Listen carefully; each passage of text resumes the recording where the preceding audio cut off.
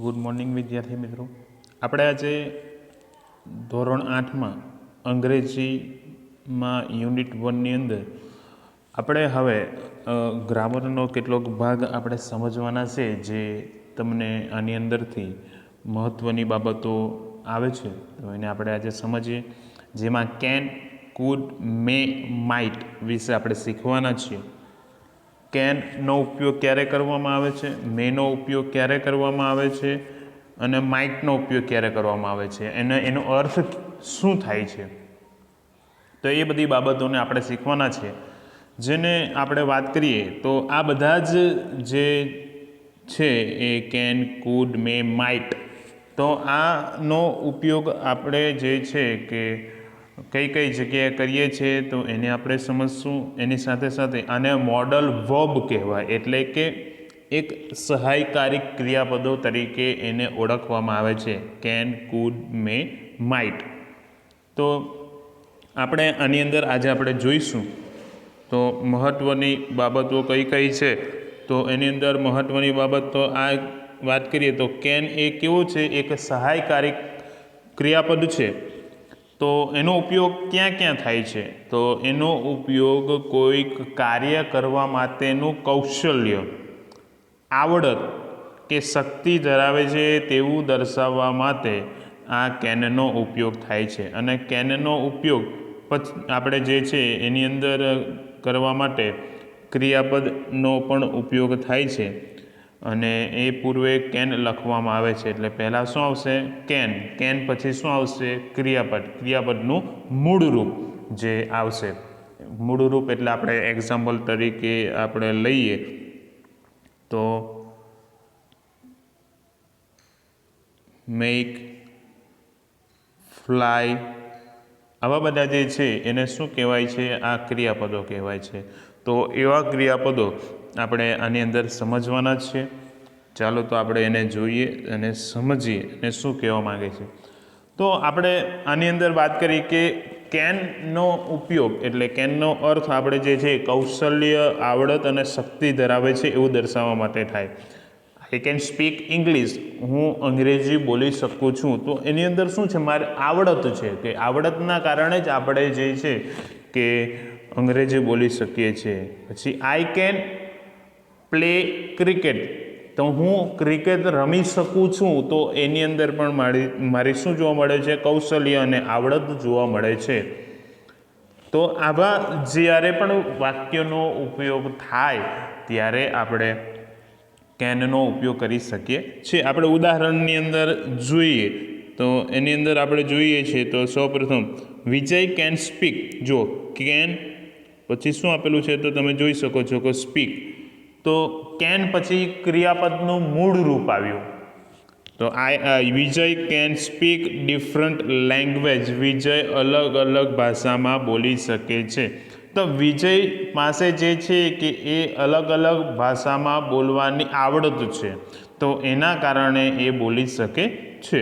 એવી જ રીતનું બીજું વાક્ય જોઈએ તો I can draw beautiful picture. તો અહીંયા જો કેન પછી ડ્રો આપણે જોઈ શકીએ છીએ. તો I can draw beautiful picture, હું સુંદર ચિત્ર દોરી શકું છું. તો એમાં શું છે, તો એ કૌશલ્ય છે, એ આવડત છે, તો એના કારણે એ કરી શકાય છે. તો એની અંદર શેનો ઉપયોગ થયો, આપણે કેનનો ઉપયોગ થયો. ચાલો એના પછી નીચે આપણે જોઈએ તો કોઈ વ્યક્તિ કોઈ ક્રિયા કરી શકે છે એવું દર્શાવવું હોય, અથવા તો કેન એટલે શક્તિ હોવી, આપણામાં સામર્થ્ય હોવું, તો એવું દર્શાવવા માટે પણ જે છે એ કેનનો ઉપયોગ થાય છે. તો એના એક્ઝામ્પલ આપણે લઈએ તો અહીં આપેલું છે તો this kid can write words in English. કે ધીસ એટલે કે આ, કિડ એટલે કે બાળક, તો કેન રાઇટ એટલે અંગ્રેજીમાં શબ્દો લખી શકે છે. A dog can swim easily. અહીંયા જુઓ, સ્વિમ એટલે તરવું અને ઇઝીલી એટલે સહેલાઈથી. અ ડોગ એટલે કે કૂતરો, તો જે છે કે એ સહેલાઈથી શું કરી શકે છે, તરી શકે છે. તો આવા પણ જે છે તો એની અંદર શું છે, એનું સામર્થ્ય છે. તો એ સામર્થ્ય અને એની શક્તિ હોવાને કારણે એ કાર્ય કરી શકે છે. તો આવા જ્યારે પણ વાક્યો હોય ત્યારે આની અંદર કેનનો ઉપયોગ થાય છે. ચાલો એના પછી કે કેન સાથે ક્રિયાપદનું મૂળ રૂપ વપરાય છે. આપણે આની અંદર આપણે વાત કરશું તો જોઈએ તો આપણે અહીંયા જુઓ, આ જુઓ, અહીંયા આપણે જોઈ શકીએ છીએ.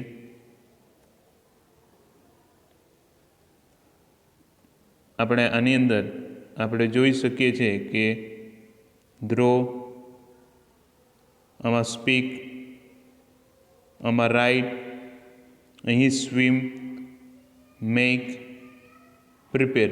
આપણે આ ત્રણ જુઓ, આપણે જે 6 વાક્યો જે શીખ્યા તો એની અંદર દરેકમાં પહેલા વાક્યમાં સ્પીક છે, બીજા વાક્યમાં ડ્રો છે, એની નીચેનામાં રાઇટ, પછી એની બાજુમાં સ્વિમ, એની નીચે પ્રિપેર અને મેક. આપણે જોઈએ છે આ બધા જ ક્રિયાપદના કેવા રૂપો છે, મૂળ રૂપો છે, અહીં આપણે જોઈ શકીએ છીએ. તો આ કેનનો ઉપયોગ મોટા ભાગે વર્તમાન કાળમાં કેનનો ઉપયોગ કરવામાં આવે છે. આપણે જોઈએ તો હવે પછી કેન નોટ અથવા તો કાન્ટ, તો એના વિશે આપણે શીખીએ. કોઈ વ્યક્તિ કોઈ ક્રિયા કરવા માટે શક્તિમાન અને સમર્થ નથી તેવું દર્શાવવું હોય તો કેન નોટનો ઉપયોગ થાય છે. I can not speak Tamil, હું તમિલ બોલી શકતો નથી. તો એ જે છે કે એ તો જ્યારે પણ એ કરવામાં હું સમર્થ નથી હોતો ત્યારે જે છે કે શેનો ઉપયોગ થાય છે, કેન નોટનો ઉપયોગ થાય છે. આઈ કેન નોટ ફ્લાય, હું ઉડી શકતો નથી, ત્યારે પણ આપણે જે છે કે શેનો ઉપયોગ થાય છે, કેન નોટનો ઉપયોગ થાય છે. આપણે અહીંયા જોઈ શકીએ છીએ અને કેન નોટ લખવાનું હોય છે. કોઈ વ્યક્તિ કોઈક રીતે કોઈકની મદદ કે ક્રિયા નહીં કરી શકે તેવું દર્શાવવું હોય ત્યારે પણ શેનો ઉપયોગ થાય છે, તો કેન નોટનો ઉપયોગ થાય છે. આમાં પણ જે છે ક્રિયાપદ મૂળ સ્વરૂપ જ રહે છે, એમાં કોઈ જાતનો કોઈ ફેરફાર થતો નથી. તો હવે આપણે જોઈએ એના વાક્યને આપણે એક વખત સરળતાથી સમજી લઈએ. We can not listen without eyes. તો આપણે જોઈએ છે લિસન એટલે કે સાંભળવું, તો જે છે કે આઈઝ એટલે કે આપણા જે છે કે તો આની અંદર કીધું છે we can not listen without our eyes, આપણે આપણી આંખ વડે સાંભળી શકીએ નહીં. એવું ભાઈ આપણે જે છે તો આની અંદર બીજું વાક્ય જે છે કે you can not enter without the ticket. આમાં જે છે કે આની અંદર વાક્યની અંદર આમાં એક મિસ્ટેક છે પહેલા વાક્યની અંદર. તો જે છે તો એની અંદર આપણે ઈયર આવશે. અહીંયા ભૂલ છે તો એ ભૂલ આપણે સુધારી લેવાની. ઓકે, જ્યારે પણ તમને આ હોમવર્કમાં હું આપીશ ત્યારે જે છે તમારે આ ભૂલને સુધારી નાખવી પડશે. ચલો એના પછી you can not enter without the ticket, તમે ટિકિટ વગર પ્રવેશ કરી શકો નહીં, ત્યારે પણ જે છે શેનો ઉપયોગ થાય છે, કેન નોટનો ઉપયોગ થાય છે. તો અહીં આપણને દર્શાવેલું છે કે જો આની અંદર કીધું છે તો કેન નોટનું ટૂંકું રૂપ કાન્ટ પણ થાય છે. She can not do it, તેણી કરી શકે નહીં. She can't do it. તો હવે ધે કેન નોટ ગો, તેઓ જઈ શકે નહીં. They can't go. સમજાયું? તો આવી રીતના જે છે એના ટૂંકા રૂપનો પણ આપણે ઉપયોગ કરી શકીએ છીએ. ચાલો હવે પછી આપણે વાત કરશું તો એની અંદર એના પછીનું પેજ લઈએ, કેનથી શરૂ થતા ઉલટ પ્રશ્નો. તો આની અંદરમાં આપણે જે છે કે કેનથી શરૂ થતા ઉલટ પ્રશ્નોની વાત કરશું. તો આમાં કીધું છે કે વાક્યમાં આવતા કેનના સ્થાનની ફેરબદલી કરીને વાક્યને ઉલટ પ્રશ્નમાં ફેરવી શકાય છે. કીધું છે કર્તા તરીકે વિશે નામ ને સર્વનામ. ચાલો કોઈને ખબર છે નામને અંગ્રેજીમાં શું કહેવાય અને સર્વનામ એટલે શું?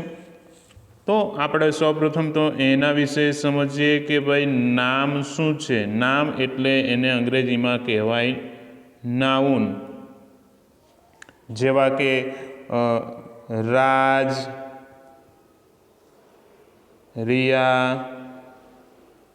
આવા કોઈ પણ નામ હોય, પછી કોઈ પણ વસ્તુનું નામ હોય, બુક, તો આ બધી વસ્તુ શું કહેવાય છે? આને નાઉન કહેવામાં આવે છે.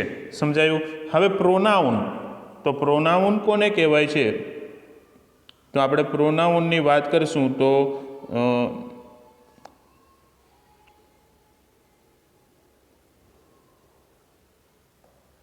આ પ્રોનાઉન એટલે શું આવશે? તો I, we, you, they, he, she, it જેવા આ જે છે એને શું કહેવાય છે? પ્રોનાઉન કહેવાય છે. આઈ એટલે કે હું, વી એટલે કે અમે, યુ એટલે કે તમે અથવા તું, ધે એટલે તેઓ, હી એટલે તે, સી એટલે તેણી, ઈટ એટલે તે. સી એટલે છોકરી માટે વપરાય છે, હી તો કોના માટે વપરાય છે? તો હી આપણે જોઈએ છે તો હી છોકરાઓ માટે વપરાય છે. ઈટ તો એ કોના માટે વપરાય છે? તો નિર્જીવ વસ્તુ અને જે છે કે આપણે પ્રાણીઓ માટે એ વપરાય છે. તો આ વસ્તુને સમજી લેવાનું કે ભાઈ નામ કોને કહેવાય? સર્વનામ કહેવાય. આને શું કહેવાશે? સર્વનામ કહેવાય છે. સમજાઈ ગયું કે નામ અને સર્વનામ શું છે? તો ચાલો હવે આપણે જોઈએ. તો કર્તા તરીકે આપણે વિશેષ નામ, સર્વનામ કે સામાન્ય નામ હોઈ શકે. અહીંયા આપણે જુઓ, પહેલું વાક્યમાં આપણે જોઈએ છીએ તો પહેલા વાક્યમાં સી. સી શું છે? પ્રોનાઉન એટલે કે સર્વનામ. તો સી કેન કટ વેજીટેબલ, તેણી શાકભાજી સમારી શકે છે. તો અહીંયા જુઓ શું ફેરફાર જોવા મળ્યો? તો આપણે જોઈએ છે કે ઉલટ સુલટ પ્રશ્નો કીધું છે એટલે કે જ્યાં કેન હતું ત્યાં શું આવી જશે? સી આવી જશે. અને જે છે કે સી હશે ત્યાં શું આવી જશે? કેન આવી જશે. એટલે આપણે એ પ્રશ્નો આપણે જ્યારે પણ પૂછવાનો હોય ત્યારે આનો ઉપયોગ થાય છે. તો એની અંદર તો કેન સી કટ વેજીટેબલ, શું તેણી શાકભાજી સમારી શકશે અથવા શકે છે? તો આપણે જે છે ત્યારે એનો આપણે જવાબ યસ કે નોમાં આપણે આપવાનો હોય છે.